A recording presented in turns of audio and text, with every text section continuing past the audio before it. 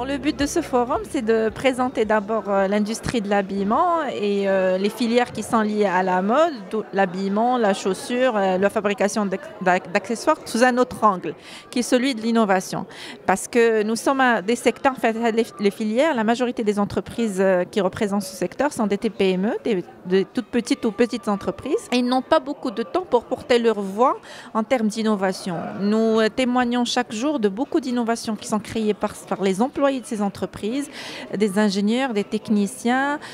beaucoup d'idées innovantes en soi pour valoriser des business models ou pour en créer de nouveaux business models.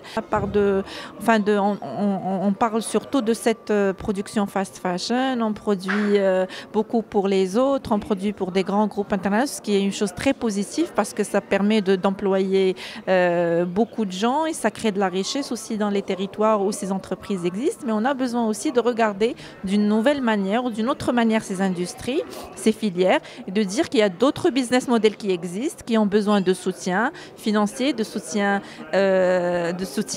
moral aussi, parce qu'on a besoin de les reconnaître et de dire que, comme ce que vous avez vu, nous avons des marques de luxe qui se combattent chaque jour pour avoir des financements pour faire valoir un Made in Morocco différent de la fast fashion. Beaucoup de concurrence parce qu'en fait nous avons des pays qui, comme ce que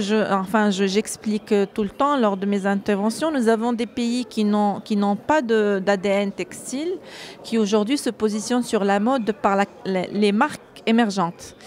Je parle notamment de l'Arabie Saoudite par exemple. C'est un pays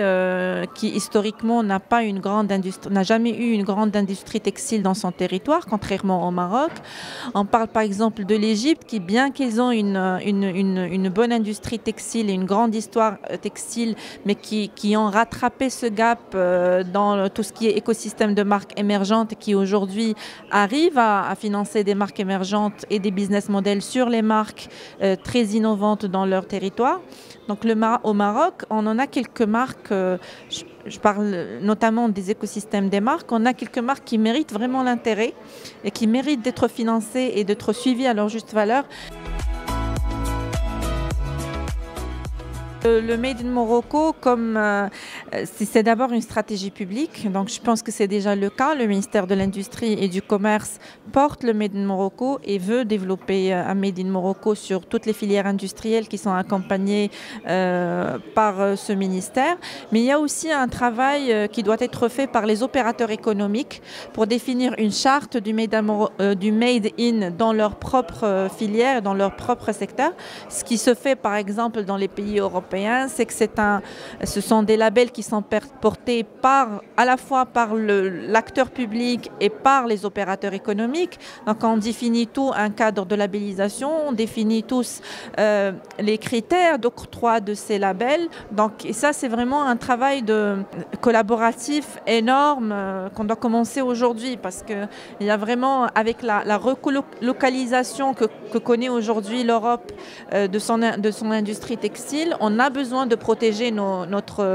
on a besoin de labelliser nos opérations industrielles, mais aussi les marques locales par des labels qui ont de la valeur.